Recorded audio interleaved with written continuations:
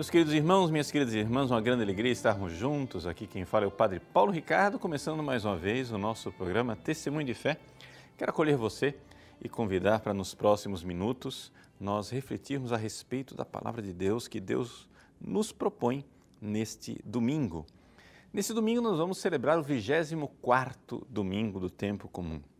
E a igreja proclama o Evangelho de São Mateus capítulo 18, versículos de 21 a 35. Esse evangelho é um grande comentário de Jesus àquela frase do Pai Nosso: perdoai as nossas ofensas, assim como nós perdoamos a quem nos tem ofendido.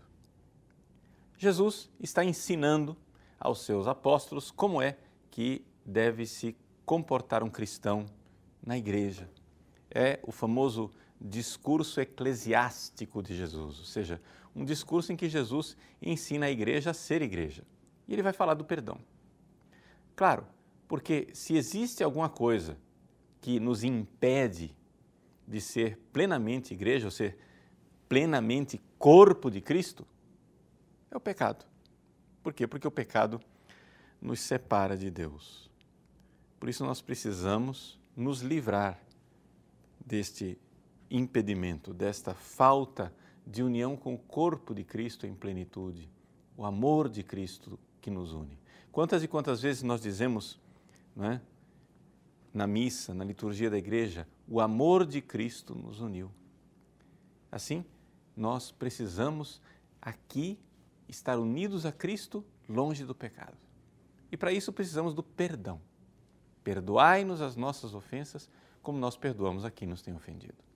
O Evangelho, ele narra o seguinte fato. São Pedro vai até Jesus e pergunta quantas vezes nós precisamos perdoar. Até 7 vezes? Jesus diz até 77 vezes. E com isso Jesus diz que o perdão de Deus é ilimitado. E Jesus conta, né, aquela parábola em que um empregado tinha uma dívida imensa, uma dívida impagável com o seu patrão. O patrão, então, pede que ele preste contas, ele se arrepende, pede perdão, suplica, o patrão perdoa.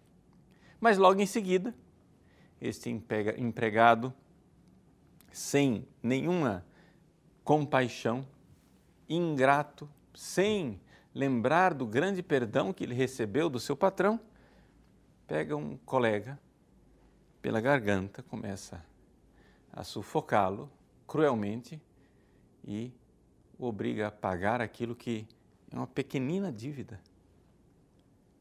E então, diante dessa ingratidão, o patrão indignado manda entregar este empregado aos torturadores e o pune. Essa é a parábola deste domingo. O que é que Jesus está querendo nos ensinar? Está querendo nos ensinar que nós, para realmente recebermos o perdão de Deus, nós temos que transformar o nosso coração também e perdoar o nosso irmão. Perdoai as nossas ofensas, como nós perdoamos a quem nos tem ofendido. Mas vamos lá.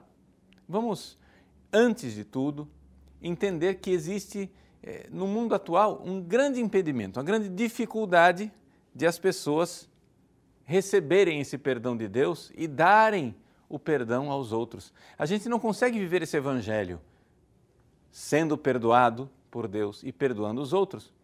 Por quê? Porque no mundo atual surgiu uma ideologia, uma farsa de perdão, uma contrafação, um perdão falsificado que agora tomou conta da nossa cultura e nos impede de viver o verdadeiro perdão. Que falso perdão é esse? É aquilo que nós chamamos de tolerância. Ou seja, a tolerância não é o perdão.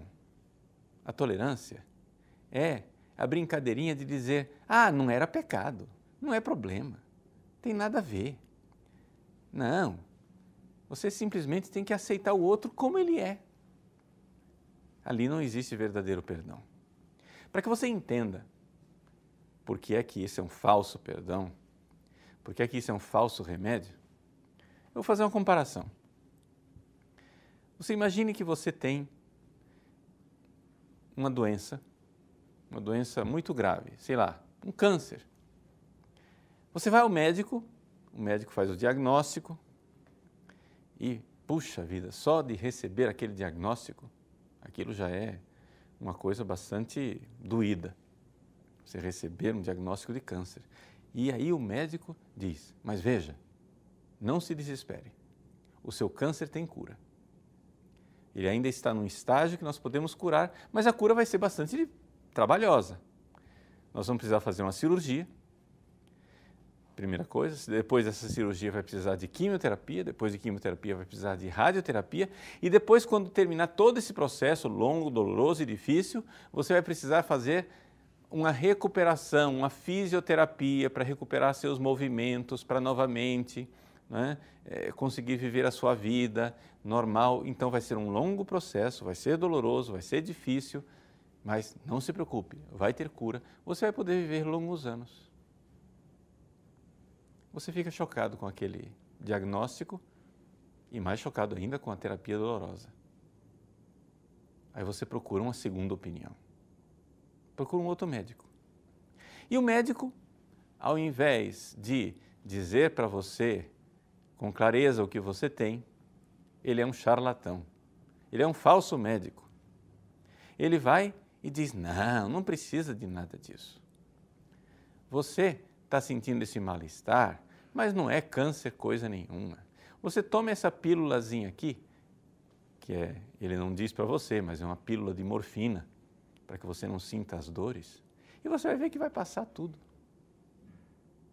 Você vai para casa contente e feliz da vida, porque você não vai precisar mais se submeter a cirurgia, quimioterapia, radioterapia, fisioterapia, todo aquele processo longo e difícil, porque, nossa, este médico é um médico salvador. Sabe por quê? Porque ele livrou você do sintoma, ele não livrou você da doença. Essa é a diferença entre a tolerância e o perdão. A tolerância, ela é uma cura de um médico charlatão. Por quê? Porque nós, seres humanos, pecadores, egoístas, sem vergonhas, nós cometemos grandes e numerosos pecados. Só que dizer isso é doloroso. Esse diagnóstico é doloroso. Você recebe essa notícia e você fica chocado. Puxa vida, eu sou tão mal assim? Puxa vida, eu sou tão egoísta assim? Misericórdia, e agora o que é que eu faço? O verdadeiro médico vai dizer para você, veja, não se preocupe. Você tem uma doença terrível, mas ela tem cura. E a cura, a terapia, é você aplicar na sua vida os méritos da cruz de nosso Senhor Jesus Cristo. Você precisa agora ser lavado pelo sangue de Jesus. Você precisa agora fazer penitência e rezar. Você precisa agora transformar o seu coração, receber a graça de Deus e transformar o seu coração de egoísta num coração que ama, num coração que se esqueceu de si e que vive agora para amar Deus no irmão. Mas você precisa passar por um processo de transformação. Existem vários estágios, existe um caminho. Ele é um caminho doloroso, porque é o caminho em que você vai ter que matar o homem velho. Essa doença chamada egoísmo que está dentro de você. Vamos precisar fazer uma cirurgia, vamos precisar cortar completamente o seu relacionamento com o pecado, com as más companhias. Vamos ter que fazer uma quimioterapia. Você vai ter que agora refletir sobre a palavra de Deus. Vamos ter que fazer uma radioterapia. Você vai ter que se comungar direito, né? E depois de uma boa confissão em que você, refletindo sobre a palavra de Deus, confessou, você vai, comunga, recebe ali a cura das suas doenças, vai ter que também agora fazer uma fisioterapia. Você vai precisar ter virtudes, você precisa disso. Você precisa agora fazer esse exercício das virtudes e aprender a andar novamente, a andar agora no amor, a andar agora com Deus. É um longo processo, você precisa disso, é um desafio. Mas você nasceu para amar, você não nasceu para rastejar como a serpente, você nasceu para voar como as águias.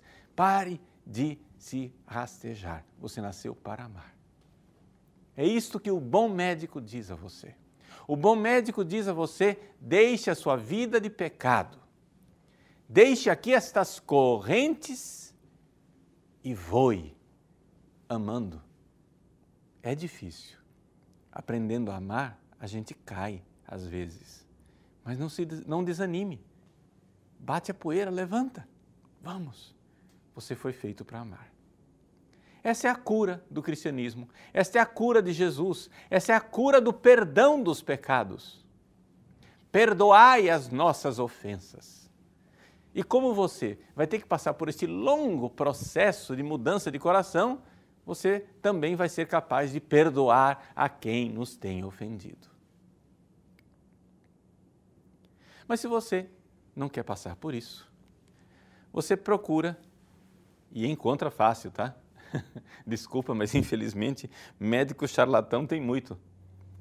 Você procura e encontra um charlatão que diz a você, não, isso aí é muito radical. Mas esse médico que está querendo agora que você mude sua vida toda, esse médico é muito radical. Olha, toma essa pílulazinha aqui. Essa pílulazinha chama-se tolerância. Não era pecado, não era pecado, na. Brincadeira de criança. Brincadeira de criança que diz não era pecado, era um faz de conta. Bobinho, enganei o bobo na casca do ovo. Olha só, não era pecado coisa nenhuma. Vem cá, entra na roda você também. Vamos fazer uma ciranda, uma grande festa, alegria. E então você vai se livrar daquela sensação opressora, daquela coisa ruim, daquele sentimento de que você foi safado, que você foi egoísta. Não tem problema, você não vai sentir mais que você era egoísta. Porque todo mundo é assim, você é igual a todo mundo, né? Olha, todo mundo faz, não tem problema. Por que você vai ser diferente de todo mundo? Por que você vai agora querer voar quando todos nós estamos aqui, né?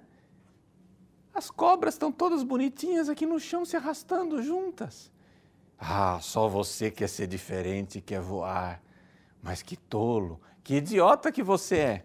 Para que é que você quer mudar as coisas? Ninguém faz do jeito que você está fazendo. Todos os médicos passam essa pílulazinha aqui. Para que esse médico radical que quer cirurgia, quimioterapia, radioterapia, fisioterapia? Para que esse radicalismo quando todos podemos ser felizes tomando uma pequena pílula, a pílula da tolerância? E assim, nós adaptamos o cristianismo à nossa comodidade burguesa. E ainda achamos que os verdadeiros cristãos, ou seja, aqueles que seguem o verdadeiro médico, são radicais, são fanáticos. E nós nos contentamos com a nossa mediocridade. Meus queridos, o Papa Pio XII, em 1946, fez uma radiomensagem em que ele, dirigindo-se a um congresso nacional de catequese que houve em Boston, nos Estados Unidos, ele gravou a radiomensagem lá em Castel Gandolfo, em Roma, ele dirigiu essa mensagem em inglês, em que ele diz uma coisa, uma frase que ficou bastante famosa. Eu ouço essa frase desde o tempo que eu era seminarista. Olha que eu fui seminarista há muito tempo atrás, hein? Tenho 25 anos de padre, então faz hora. Essa frase de Pio XII ficou famosa. Logo que ele pronunciou, já ficou famosa e ela se repete muito na igreja, né? Há muito tempo. E a frase é a seguinte, que talvez o maior pecado no mundo de hoje é que o homem tenha começado a perder o sentido de pecado. Perhaps the greatest sin in the world today is that men have begun to lose the sense of sin. Essa é a frase de Pio XII. Essa frase ficou famosa, era repetida muitas vezes. Inclusive, até recentemente, o Papa Francisco tem usado essa frase. Mas é importante que a gente vá lá na mensagem original de Pio XII e veja o contexto no qual ele disse isso para dizer e entender realmente o que ele estava dizendo. Porque talvez nós tenhamos que compreendê-la profundamente e enxergar que aquilo que Pio XII disse, que o maior pecado no mundo de hoje é que o homem começou a perder o sentido de pecado, a gente tem que agora atualizar a frase dele, que foi pronunciada em 46. O homem não começou a perder o sentido de pecado, ele perdeu completamente o sentido de pecado. Foi para o espaço, acabou, não tem mais pecado. Aliás, o único pecado é alguém dizer que existe pecado. Hoje em dia é isso. O único pecado, você é um pecador, intolerante, safado, criminoso, se você lembrar as pessoas que o pecado existe, que existe inferno. Aí sim, você é um fanático, terrorista espiritual, torturador das consciências. Vamos lá, no contexto do que disse Pio XII. Ele diz assim, ele está falando de Jesus crucificado, né? Ele está falando que em Jesus crucificado, conhecer Jesus crucificado é conhecer o amor infinito de Deus pelo homem. Aí ele cita 3 versículos de São João e conclui dizendo assim: conhecer Jesus crucificado é conhecer o horror que Deus tem pelo pecado. A culpa do pecado só pôde ser lavada com o precioso sangue do seu único Filho que se tornou homem. Ou seja, o Filho unigênito de Deus que se tornou homem teve que vir a este mundo para nos livrar do pecado. Veja, para você entender a gravidade da doença do pecado, para você entender a gravidade de uma doença, você tem que entender esta doença olhando para a terapia. Se você vai ao médico e ele te passa uma pequena pílula, você diz, eu não tenho nada. Se você vai ao médico e ele diz que você tem que se submeter a uma cirurgia, quimioterapia, radioterapia, fisioterapia, você chega e diz assim, puxa vida, a minha doença é grave. Pelo tamanho da terapia, você vê a gravidade da doença. Ora, se o único remédio que Deus encontrou para perdoar os nossos pecados é que seu Filho se tenha feito homem, tenha vindo a este mundo, sofrido a nossa miséria e morrido na cruz por nós. Se o único remédio do Deus Todo-Poderoso, o Deus Onipotente, o único remédio que Ele encontrou para nos salvar e para nos dar o perdão, foi o seu Filho morrer na cruz. Então, meu irmão, o perdão não é uma trivialidade, o pecado não é uma bobagem. O pecado é a única tragédia. O pecado é a única verdadeira miséria, porque é a única realidade que pode nos afastar da vida eterna e da vida com Deus. Até mesmo se amanhã estourasse a Terceira Guerra Mundial, que acabasse com o nosso planeta, isso seria uma trivialidade. Acabar com esta vida aqui inteira seria uma trivialidade diante do fato de que nós, com o pecado, acabamos com a vida eterna. Porque esta vida daqui, ela acabará, mais cedo ou mais tarde. A vida eterna será para sempre. O verdadeiro drama é que com o pecado, nós nunca veremos Deus face a face. O verdadeiro drama é que com o pecado, nós perderemos a única vida que merece o nome de vida, a vida eterna. Porque esta vida aqui é uma vida efêmera. De manhã ela brota, de tarde ela já secou. O Papa, o servo de Deus, Papa Pio XII, diz: conhecer Jesus crucificado é conhecer o horror que Deus tem do pecado. E exatamente porque nós não enxergamos mais a grande ofensa que é o pecado, a tragédia que é o Cristo morrer na cruz, o que o nosso pecado fez é que nós, homens modernos, perdemos o sentido do pecado.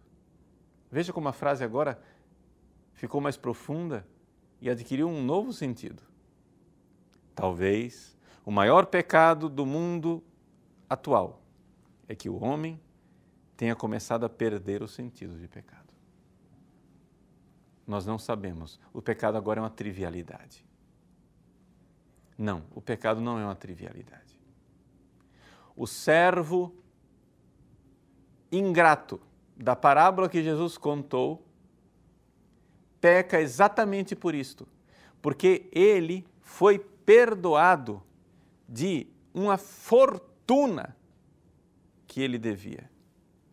Sim, uma fortuna, porque a parábola nos diz que ele tinha uma dívida impagável.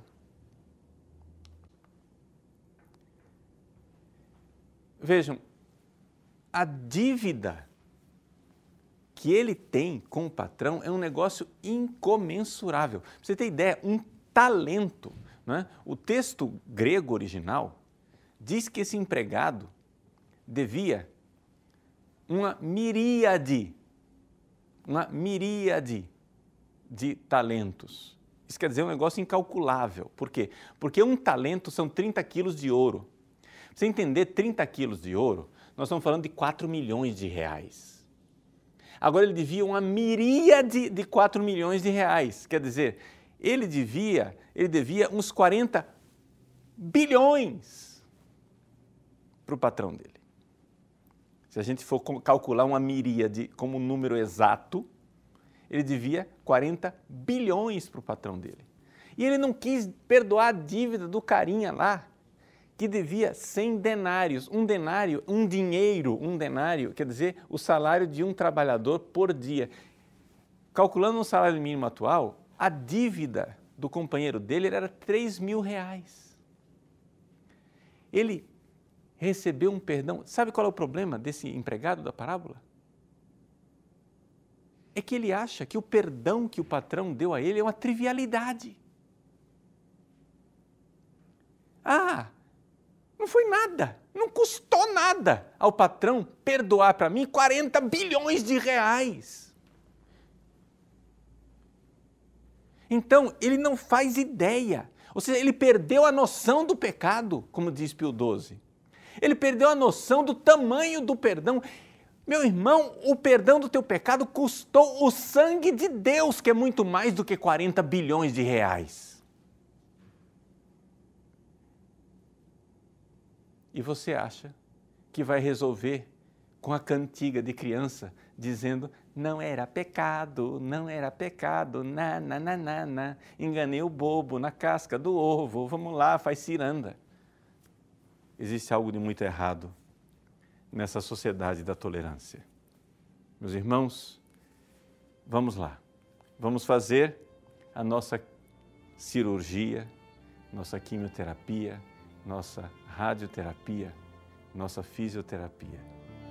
A doença é grave, mas não se engane tomando uma pílulazinha analgésica que vai te tirar a sensação de dor, de culpa. Não.